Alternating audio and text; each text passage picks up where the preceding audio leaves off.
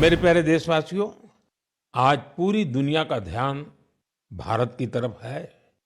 भारत में छिपी संभावनाओं पर दुनिया भर की नजर है। इसी से जुड़ा एक सुखद अनुभव मैं आपसे साझा करना चाहता हूं। आपको पता है कि आजकल पॉडकास्ट का बहुत फैशन है। विभिन्न विषयों से जुड़े पॉडकास्ट को भांति-भांति के लोग देखते और सुनते हैं। बीते दिनों मैं भी कुछ पॉडकास्ट में शामिल हुआ था। ऐसा ही एक पॉडकास्ट दुनिया के बहुत फेमस पॉडकास्टर लैक्स फ्रीडमैन के साथ हुआ था। उस पॉडकास्ट में बहुत सारी बातें हुई और दुनिया भर के लोगों ने उसे सुना भी। और जब पॉडकास्ट पर बात हो रही तो बातों बातों में ऐसे ही मैंने एक विषय उठाया था। जर्मनी के एक खिलाड़ी ने उस पॉडकास्ट को सुना और उसका ध्यान मैंने उसमें जो बात बताई थी उस पर केंद्रित हो गया। उन्होंने उस टॉपिक से इतना कनेक्ट किया कि पहले उन्होंने उस टॉपिक पर रिसर्च की और फिर जर्मनी में भारतीय दूतावास से संपर्क किया और उन्होंने चिट्ठी लिखकर बताया कि वो उस विषय को लेकर भारत से जुड़ना चाहते हैं। आप सोच रहे होंगे कि मोदी जी ने पॉडकास्ट में ऐसा कैसा विषय कह दिया जो जर्मनी के एक खिलाड़ी को प्रेरित कर गया। ये कौन सा विषय था? मैं आपको याद कराता हूं। मैंने पॉडकास्ट में बातों बातों में मध्य प्रदेश के शहडोल के फुटबॉल के क्रेज से जुड़ा एक गांव का वर्णन किया था। दरअसल 2 साल पहले मैं शहडोल गया था। वहां के फुटबॉल प्लेयर से मिला था। पॉडकास्ट के दौरान एक सवाल के उत्तर में मैंने शहडोल के फुटबॉल खिलाड़ियों का भी जिक्र किया था। यही बात जर्मनी के फुटबॉल खिलाड़ी और कोच डिटमार बायर्सडॉर्फर ने भी सुनी। शहडोल के युवा फुटबॉल खिलाड़ियों की लाइफ जर्नी ने उन्हें बहुत प्रभावित और प्रेरित किया। सही में किसी ने कल्पना भी नहीं की थी कि वहां के प्रतिभाशाली फुटबॉल खिलाड़ी दूसरे देशों का ध्यान अपनी ओर आकर्षित करेंगे। अब जर्मनी के इस कोच ने शहडोल के कुछ खिलाड़ियों को जर्मनी की एक एकेडमी में ट्रेनिंग देने की पेशकश की है। इसके बाद मध्य प्रदेश की सरकार ने भी उनसे संपर्क किया है।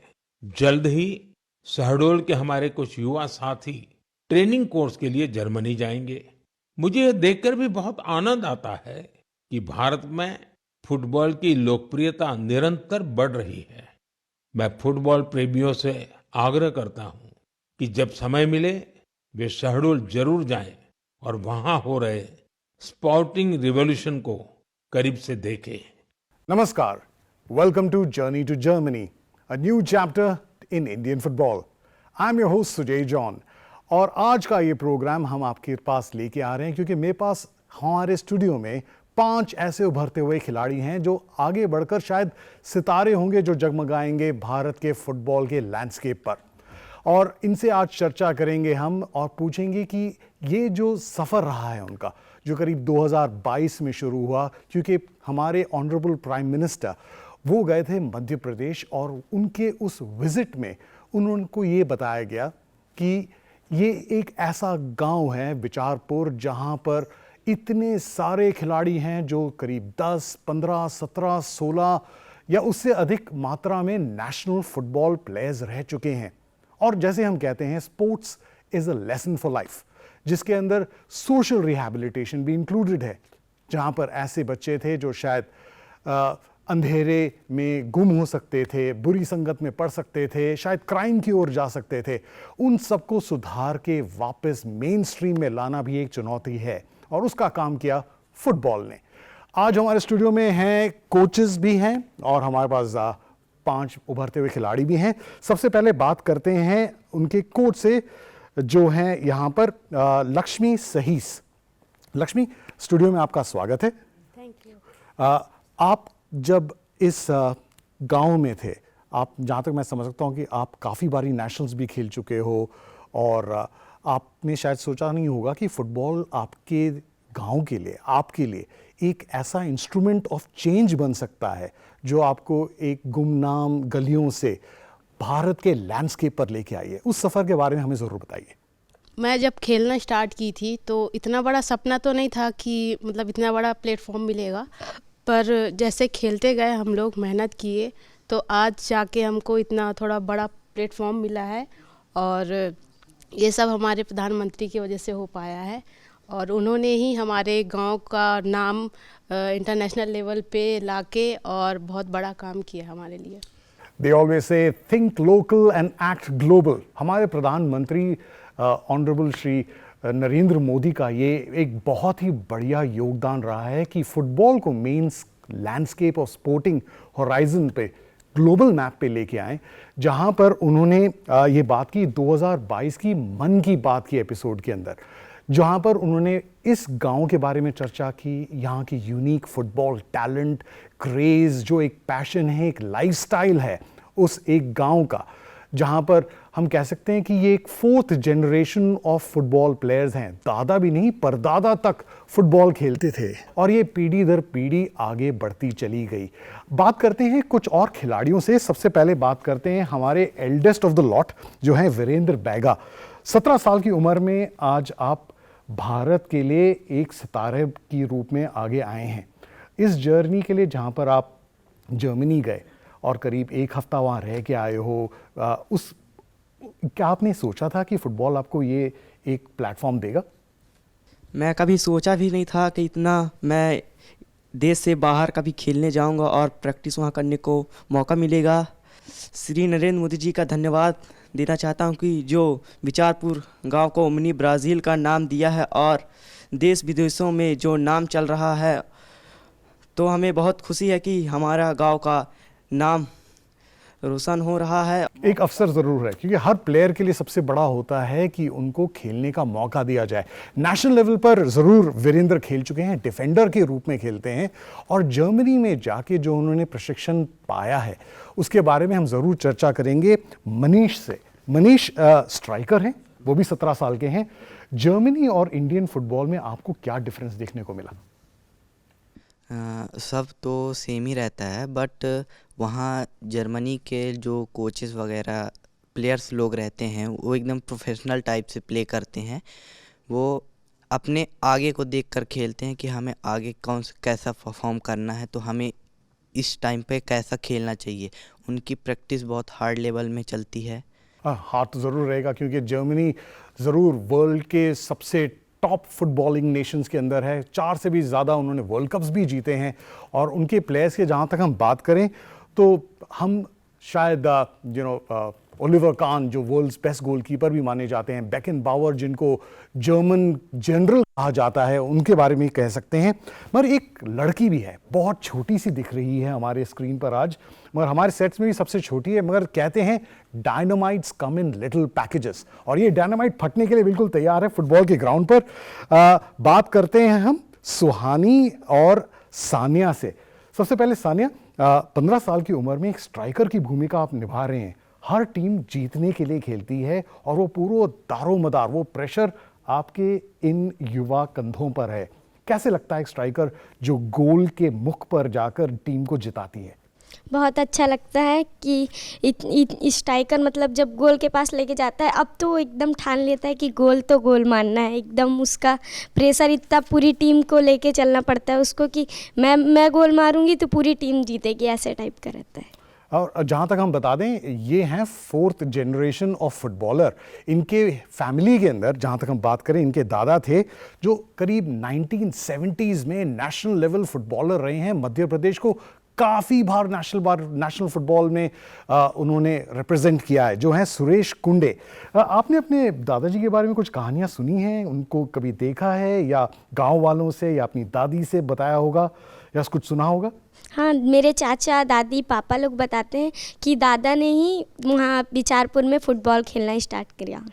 जी हाँ, यही है एक जो एक जागरूक सिटीजन है, जो एजेंट्स ऑफ चेंज हैं। कहते हैं अपनी नौकरी के लिए वो रेलवेज भी गए और वहाँ पर ऑफिसर्स और क्लास 1 पीपल को फुटबॉल खेलते हुए देखा, और उन्हें सोचा कि क्यों ना अपने गांव में आके इसी टैलेंट को, इसी गेम को आगे बढ़ाएं।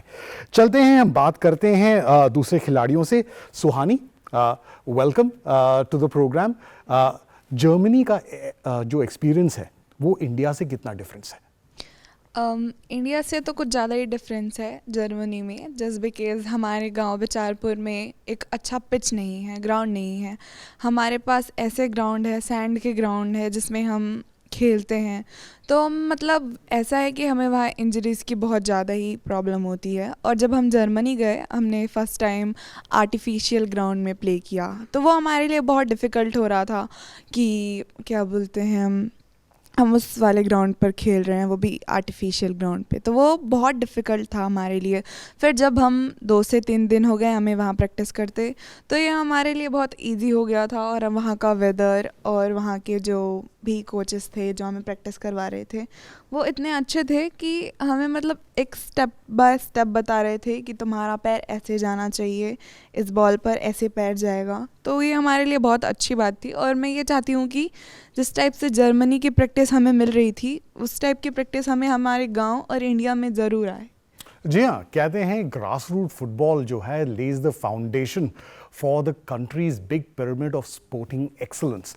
एंड जहाँ तक करिकुलम की बात किया जाए तो फुटबॉल एक करिकुलम की तरह है, जहाँ पर क्लास 1 में क्या लेवल ऑफ स्किल सिखाया जाए, क्लास 2 में कैसे प्रोग्रेशन किया जाए, और क्लास 6, 7, 8 का जो बच्चा है वो उसकी लर्निंग एक्विजिशन कहाँ तक पहुँचेगी। तो ये प्रॉब्ली एक चुनौती है हमारी एजुकेशन सिस्टम के लिए कि युवा पीढ़ी भी नहीं, हमारे जो छोटे बच्चे हैं उनको ग्रास रूट्स में ही सिखाया जाए, जैसे ABCD से सेंटेंस कंस्ट्रक्शन और बाद में किताबें लिखते हैं, वैसे ही फुटबॉल के स्किल्स डेवलप किए जाएं।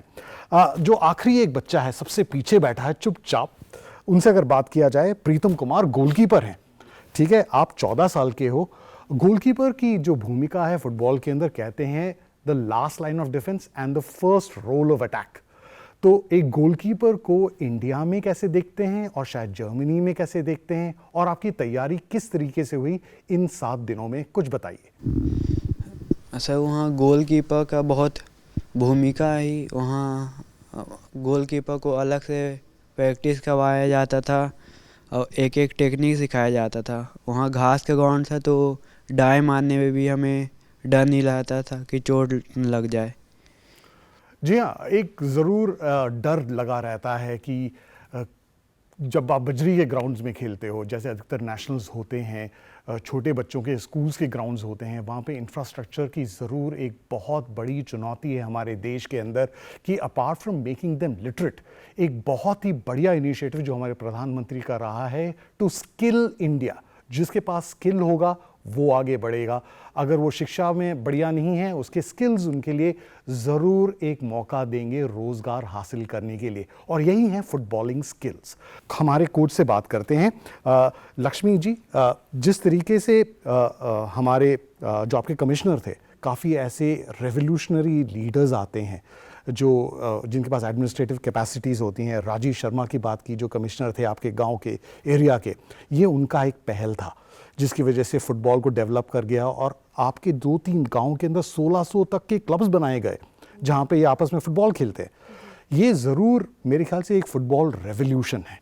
वो बहुत एक्टिव थे और फुटबॉल को लेके बहुत ही आगे की सोच रखते थे सर, हमारे जो राजीव सर थे, और उन्होंने ही फुटबॉल क्रांति को आगे बढ़ाया।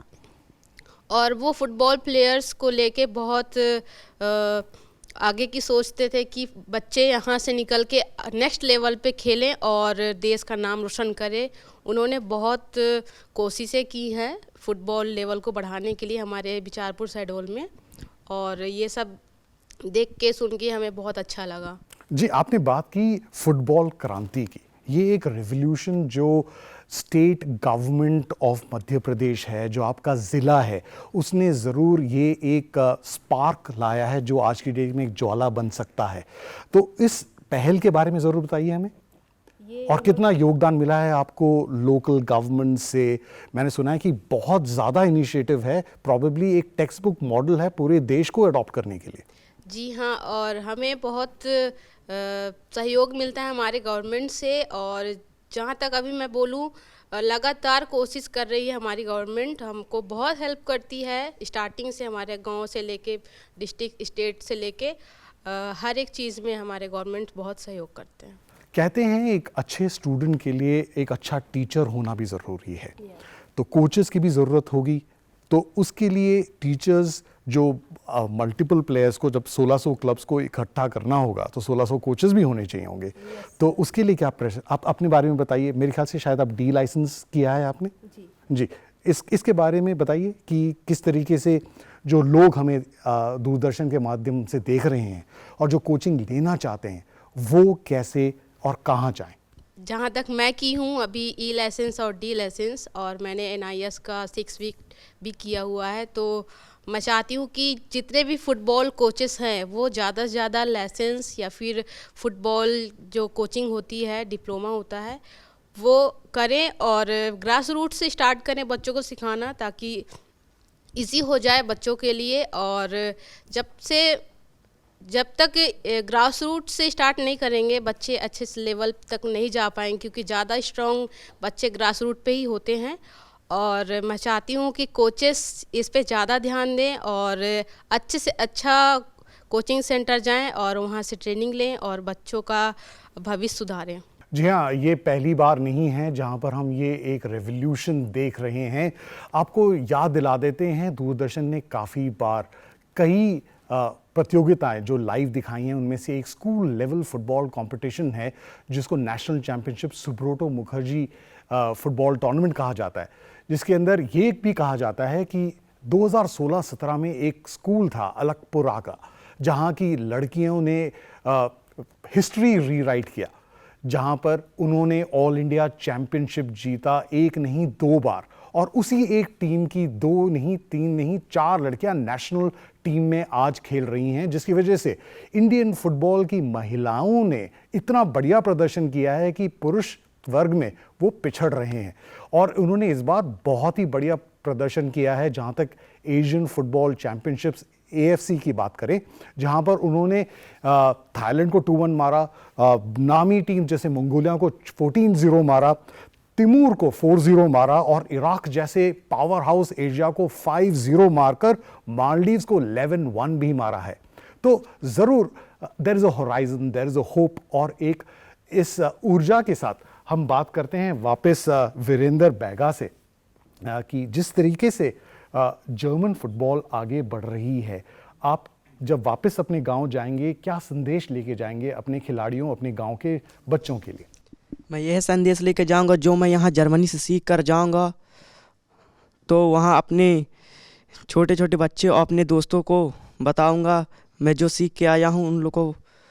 मैं एक डायरी रखा हूँ, उसमें जो लिखा हूँ जो वहाँ जर्मनी में सीख रहे थे, तो डायरी से देखकर फिर वहाँ अपने दोस्तों लोग को बताऊंगा ये करते हैं। जी हाँ, जज्बा बहुत ज़रूरी है। कहते हैं कि जहाँ पे इंफ्रास्ट्रक्चर ना हो, जहाँ पे फैसिलिटी ना हो, जहाँ पे टीचर्स भी नहीं हो, वहाँ से भी हमारे खिलाड़ी निकल के आए हैं। मिल्खा सिंह लीजिए, PT ऊषा लीजिए, शाइनी इब्राहिम लीजिए, आप जहाँ भी देखेंगे वहाँ पर एक ऐसी चीज़ है कि हिम्मत नहीं हारने की जो एक मानसिकता है, वो शायद ये हमारे सुपरस्टार्स जो आगे भविष्य में भारत के लिए फुटबॉल में इंडिया के लिए एक बहुत बेहतर भविष्य लेके आ रहे हैं, उनके लिए हम ज़रूर प्रार्थना करेंगे कि आगे बढ़े और अच्छे टूर्नामेंट्स खेलें। मतदान से पहले हमारी सबसे छोटी खिलाड़ी जो यहाँ पर है, सानिया, आपको कैसे लग रहा है कि चौथे जनरेशन ऑफ फुटबॉलर बनकर आपके लिए फेवरेट प्लेयर कौन है? और Messi, Lionel Messi. Why am I not surprised? Well, he is definitely one of those players. कौन नहीं पसंद करेगा? और हर फुटबॉल फैन ये ज़रूर जानता है कि जो संघर्ष लियोनेल मेसी ने अपने ज़िंदगी में किया है, कोई इंफ्रास्ट्रक्चर नहीं था अर्जेंटीना के अंदर, मगर वो था कि उन्होंने फुटबॉल नहीं छोड़ा। क्या आपको पता है कि उनके लंग्स ऐसे थे कि जो केविन हो जाते थे और उनको शायद फुटबॉल खेलने के लिए मना भी किया जाता था डॉक्टर्स की तरफ से, मगर तो भी उन्होंने वो मेडिकल हैंडीकैप को ओवरकम करके आगे बढ़ा। और मैं शुरू सोचता हूँ कि आप में से जितने 5-6 बच्चे हैं, यहाँ पे हमारे कोच भी हैं, यही सब इंडिया का भविष्य है। It's always said कि you educate a child in football and he becomes a good human being because यहाँ पर सोशल स्किल्स होते हैं, जहाँ पर दोस्त बना सकते हैं, जहाँ पे चुनौतियों का सामना करने के लिए दिल में एक करेज रहता है। जिस करेज के बारे में अगर हम बात करें तो जब हमको विपत्ति आती हैं, जब को मुश्किल आती हैं, तो क्या चलता है आपके दिमाग के अंदर? क्योंकि ग्राउंड के अंदर आपके पास सोचने का मौका तो है नहीं। ये तो है नहीं कि आपको 3 घंटे का एग्ज़ाम देना है, पेपर और पेन है, वहाँ पे करो या मरो। तो उस स्थिति में आप क्या करते हैं? पहले हम लोग प्रैक्टिस करने जाएंगे तो अच्छे से प्रैक्टिस करेंगे, फिर जो हमें हमारे कोच जो सिखाएंगे तो अच्छे से सीखेंगे, और एक्स्ट्रा टाइम अगर मिलता है तो उसको फिर से करेंगे। जो स्किल हमसे नहीं बनता है तो अगर नहीं बनता तो फिर से पूछेंगे, ये हमें स्किल नहीं आता है तो हमें सिखाइए। बिल्कुल। मनीष, जहाँ तक आपके गांव की बात है, स्कूल्स हैं जहाँ पर आप कहते हैं कि ग्राउंड्स नहीं हैं, वहाँ पे ज़रूर सरकार ने ऐसी इनिशिएटिव्स रखी हैं जहाँ से आप फुटबॉल सीखो और वहाँ से आप जर्मनी तक पहुँचे। तो आप कुछ गवर्नमेंट के लिए कहना चाहते हैं? हमारी जो गवर्नमेंट है डिपार्टमेंट, वो खेल युवा कल्याण विभाग है, जो हमें बहुत कुछ उन्होंने हमको दिया, जिसके कारण आज हम इस लेवल पर परफॉर्म कर रहे हैं। और हम यही चाहते हैं कि हमें और कुछ सुविधाएं उपलब्ध कराई जाएं, जिसके कारण हम और इससे और आगे तक बढ़ सकें। जी हाँ, सुविधाएं तो ज़रूर आनी चाहिए। सुहानी, अगर आपसे पूछा जाए कि जब आप वापस जाओगे, आपकी फैमिली, आपके रिलेटिव्स, आपके दोस्त, आपका स्कूल, आप क्या सोचते हैं कि वो आपको कैसे वेलकम करेंगे?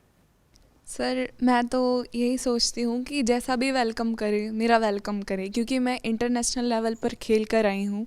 तो ये मेरे अंदर खुशी रहती है कि अब मैं जा रही हूँ अपने घर, तो मेरे स्कूल वाले, मेरे फैमिली वाले और मेरे दोस्त मेरा वेलकम करे। मैं ये नहीं जानती कि वो कैसे वेलकम कर रहे हैं, क्या कर रहे हैं। वो अगर मेरे लिए छोटा भी कर रहे हैं तो मेरे लिए बहुत बड़ी बात होगी कि वो मेरा वेलकम तो कर रहे हैं, क्योंकि मैं इतने बड़े लेवल से खेल कर आ रही हूँ। सो यही था। जी हाँ। प्रीतम, आपका फेवरेट गोलकीपर कौन है? अच्छा, गुरप्रीत सिंह। ज़रूर, वो भी एक ऐसे एक प्लेयर हैं, जुझारू प्लेयर, जो कभी हिम्मत नहीं हारते, और वो ज़रूर लंबे हैं। और आप भी सिर्फ 14 साल की उम्र में हैं, और देखिए सबसे पीछे बैठ के सबसे लंबे नज़र आ रहे हैं आप। बात करते हैं हमारे कोच साहिबा से। जहाँ तक हम बात करें आपसे, लक्ष्मी जी, जो आपका जो डिस्ट्रिक्ट एडमिनिस्ट्रेशन है, उसने फुटबॉल को बढ़ाने के लिए आपकी कितनी सहायता की? आपके जैसे दूसरे कोचेस हैं, उनको क्या क्या उपलब्धियां हासिल करने में सहायता दी? आज से 2 साल पहले जब मेरे पास ड्यूटी नहीं थी, तो मुझे खेल युवा कल्याण विभाग के तरफ से खेलो स्मॉल सेंटर में एज अ कोच वहाँ पे मुझे दिया गया फुटबॉल सिखाने के लिए। तो आज मैं जो भी हूँ खेल युवा कल्याण विभाग के वजह से हूँ, और मैं धन्यवाद करना चाहूँगी अपने खेल युवा कल्याण विभाग को, जो मध्य प्रदेश की जो एक खेल विभाग है, और खेल युवा कल्याण विभाग की तरफ से मुझे और मेरे खिलाड़ियों को बहुत सपोर्ट मिला है। और आज हम लोग जर्मनी से वापस आए हैं, तो हमें पूरी सुविधा और जो भी सपोर्ट रहा है खेल युवा कल्याण विभाग की तरफ से, और मैं चाहती हूँ कि हमें और भी सपोर्ट मिले। और खेल युवा कल्याण विभाग हमेशा हमारे लिए आगे है, और उन्होंने बोला है कि फुल सपोर्ट करेंगे। और खेल युवा कल्याण विभाग खिलाड़ियों को, हर खिलाड़ियों को जितने भी गेम्स हैं उनको पूरी सपोर्ट करती है। और जो भी अभी मेरे खिलाड़ी, मेरे बच्चे बिचारपुर में खेल रहे हैं, उनको हर एक चीज़ दिलाया जाता है खेल युवा कल्याण विभाग की तरफ से।